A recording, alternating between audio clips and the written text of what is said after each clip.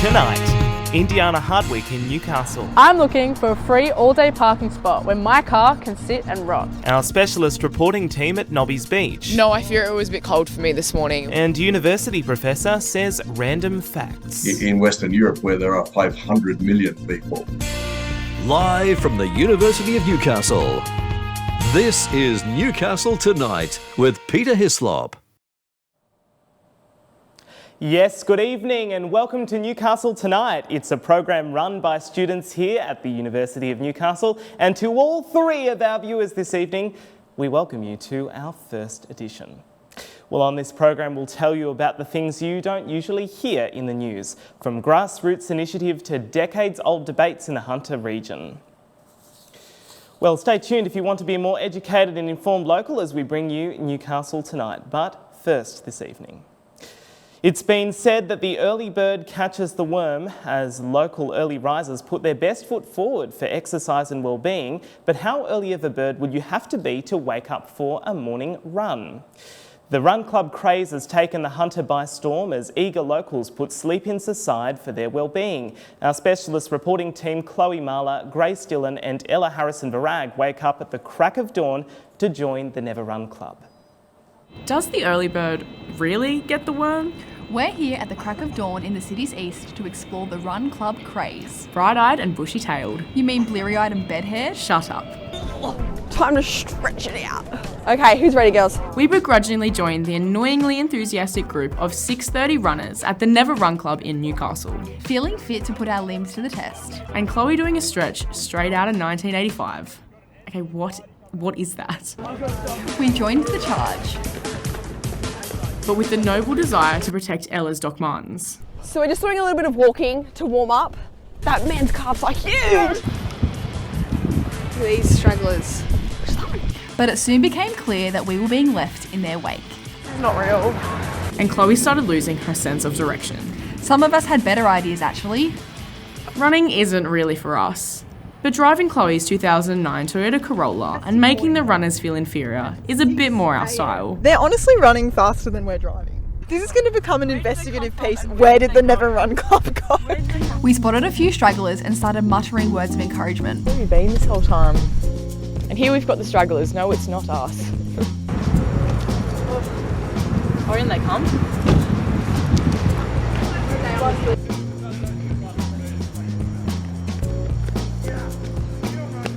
After some strenuous exercise, we spoke to the organisers Lockie and Elton on why they set their alarms for 5:30 a.m. on a Friday. It just started off with a couple of us wanting to go for a run, just getting out and being active. And then we started inviting a couple more mates, and that turned into a couple more. And then once a friend tells a friend, it kind of just took off from there. I love it. Do you reckon there's a lot of social benefits and physical benefits from doing this every week? Yeah, absolutely. I think as well, when we started, we sort of stepped away from the team sport side of things, and doing something like this allowed us to stay physical, and as well as that, you see heaps of people, you meet heaps of new friends, and it's been huge. So yeah, can't sort of put the benefits high enough on my list of priorities. So, yeah, unreal.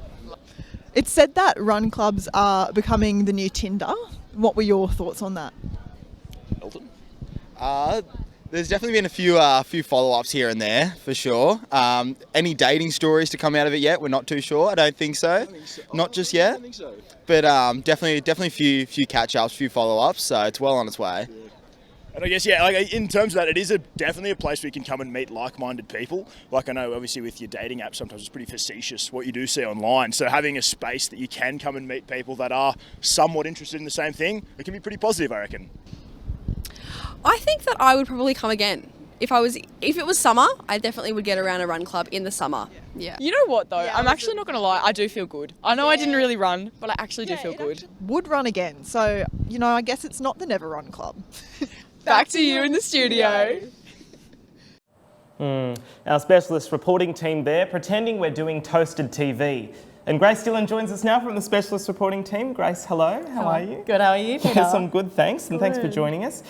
What inspired you about the people who wake up at the crack of dawn at 5:30 a.m? Well, I think anyone that wakes up at 5:30 in the morning to go for a run is pretty inspiring, to be honest, because I mean, I don't really get up until like 8:30 each day, but these people are cracking on with their day, getting it started, running by 6:30, finishing it by 7, grabbing a coffee and being on their way. They're getting to work at 9 while they've already done their run. And their blood's pumping, they're feeling good about the day already. Exactly, adrenaline's high, they're sweet. And we're just struggling on the bypass Exactly, somewhere. waking up by the time they've already done. Yeah. So it is just really awesome to see. And I mean, there's just it really felt like a community when we were there. I mean, Chloe, Ella and I, we just were there and it felt just such like an awesome vibe, like meeting Elton and Lockie, the two organisers of the Never Run Club. It just felt really awesome. And having the 40 people there was 40 people that turned up on this Friday, on a Friday morning at 6:30 in the morning. That's a pretty big turnout, isn't it? It is a pretty big turnout. Now, you said, I felt good that morning. Was that a lie? How were you actually feeling? It was a bit of a lie at 5:30 in the morning. When I woke up, I was like, I'm not feeling too good about this one. But as we got into the day, we did a bit of the run. We sat down. We talked to the organisers. We talked to everyone. It actually just did feel really, really good and very inspiring as well. Well, did you actually do the run? Because we saw. We did a little bit of it. Okay, all right. We were filming. Yeah, and sure. interviewing. Oh, yeah, no, that's very important. Yeah, it is. It is. And there are other run clubs around Newcastle. Do you think we'll start to see more pop up across the next couple of months? I definitely think we will. I mean, we've got like the Never Run Club, Bar Beach Run Club. They're the two major ones here in Newcastle. But I feel like most people are becoming more offline as well. I feel like people are wanting to make a sense of community out of fitness and like use that as a catalyst. And I really feel like the run clubs are a really great way of doing that. So I do think we'll see more pop-up around Newcastle as well, especially because it is such a new phenomenon here in Newcastle and in Australia. So yeah, I definitely think the more people look into it and think it's a really good idea, the more will pop up as well. Yeah, it's definitely a craze, isn't it? It is, Now watch out, our crew's going to run away in a minute. All right, well, thanks for your time, Grace. Really appreciate it. No worries. Thank you. All right, well, let's turn to our next story now. To win the morning is to win the day, but by sunup, the parking squeeze is on for Newey commuters. Locals are spending arms and legs, that's cumulative arms and legs, up to $10 just to park for the day. And some shop owners say the lack of options is bad for business. As council looks to tighten limits on weekends, reporter Indiana Hardwick has taken her car to see where she can get a spot. The recent closure of the Store car park in Newcastle's west has reignited a decades-old debate. Where the heck do you park in Newcastle? 678 car spaces are now gone from the nearby Newcastle interchange in what once was a convenient location for rich inner-city workers who could afford it. But what about public transport? In recent years, the Newcastle Council undertook a survey and found that only 3.8% of commuters took public transport, but over 72% drove. You could take the light rail, but go past Wickham and you're on your own.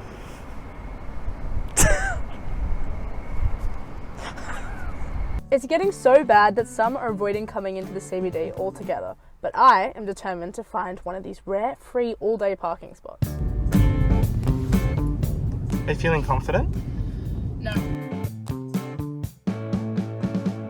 Alright, editing in here to let you know the game plan.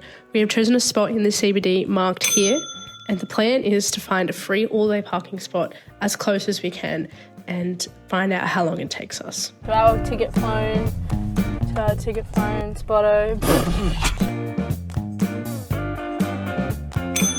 Alright, even higher up the hill.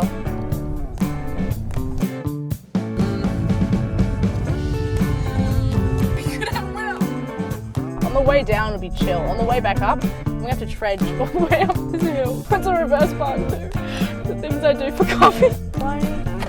I hate reverse parking on hills. If anyone else feels that pain, please tell me I'm not alone. Oh my goodness.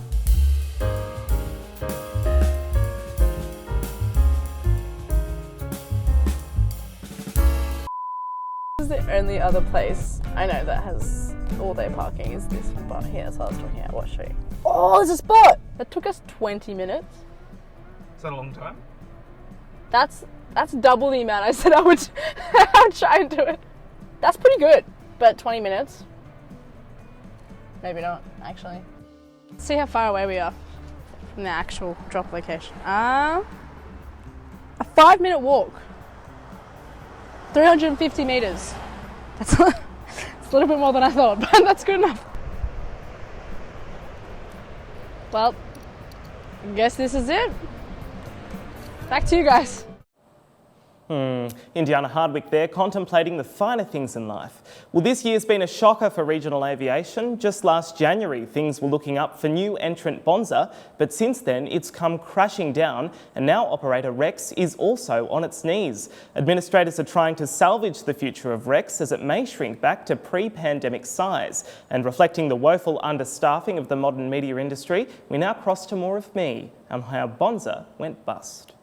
On a random Tuesday in late April, Bonza customers showed up to airports and heard the news the airline had gone bust, and staff were informed they were being stood down without pay for an entire month's work. Unsure exactly when their next paycheck will arrive. But 1 year after takeoff, Bonza is no longer giving the big thumbs up. Thousands of people are now stranded at airports across the country. It's hard to pinpoint. Yeah, not a good sign when they're already hitchhiking. So how did the budget airline crash and burn so spectacularly? Well, it's happened before. Bonza now joins a host of failed entrants like Tiger Air, Air Australia, Ozjet, Backpackers Express, Impulse, Ansett and Compass. And the refrain from all of them? Entering a tight market and undercutting everyone's prices is just a bad idea. The really successful low-cost carriers fly in Western Europe, where there are 500 million people, 500 million, tapping into the market that's really served by only 4 or 5 low-cost carriers. Or in North America, just a handful of ultra-low-cost in a market of 300 million. Yeah, we've got 25 million people basically in a line straight down the East Coast. And beyond that, it's almost impossible to find markets that are of enough size. Cracks in Bonza's business model were visible from the very start. There were raised eyebrows when the airline decided to distance itself from routes between Melbourne, Brisbane and Sydney, the most profitable in the country. Instead, the focus would be on flying between tiny destinations with massive aircraft. We're talking Townsville, Cairns, Rockhampton and Newcastle. I mean, Newcastle. What were they thinking? If you don't go play in that, you say, my business is all about regional aviation, but then you start flying jets which are best suited to Melbourne, Sydney, Brisbane, you are asking for trouble. The elephant in the terminal has always been Bonza's difficulty to compete with more nimble and established airlines, and its app-first approach certainly didn't help. So even if I looked to go from, for example, Melbourne to the Gold Coast, on a day that Bonza was flying, what I would find is an hourly flight from Virgin, an hourly flight from Qantas or Jetstar, and nothing from Bonza. The concern now is there's a more concentrated market with less downward pressure on ticket prices, and that's not good news for frequent flyers. But if history is anything to go by, it could be a matter of time before we see another brave player gearing up for takeoff. Well, from bacon to blueberry, vaping had this year become the new norm for young people. Before the July ban, data revealed almost 50% from 18 to 24 had smoked a raz in their lifetime. So what's being done to tackle this issue? Here's Holly Fishlock. It's a trend that took the nation up in smoke. While no smoking signs are scattered across Newcastle, no vaping signs are nowhere to be found. One vape store employee who chose to remain anonymous says between coughs, vaping has become more socially acceptable. Definitely over the last 5 years, vaping has increased quite a lot over smoking. And they're not alone. Thomas Mitchell has been vaping since he was 17 and now has a prescription. He says it's most prominent in young people. I definitely think it's more socially acceptable to vape, especially these days. So why is vaping so popular among young people? Data from the Australian Institute of Health and Welfare reveals almost 70% of young people who have vaped say they tried out of curiosity. Thomas says his experience was similar. Curiosity really did play a part in it, especially at the start when I was seeing all these videos on the internet of people joking about with these blowing these big clouds and stuff. I was like, oh, this is funny. I'll kind of jump onto that. So what is being done to tackle this issue? Well, on March 1st, the government banned the importation of all non-therapeutic vapes. This comes only 2 months after the government banned all disposable vapes on January 1st. But another anonymous vape store employee says the ban won't be effective. People are going to do things if they want to do them, unfortunately. Even if you make something illegal, if you put massive taxes on it, it's never going to stop people doing it. As for whether or not the ban will work, only...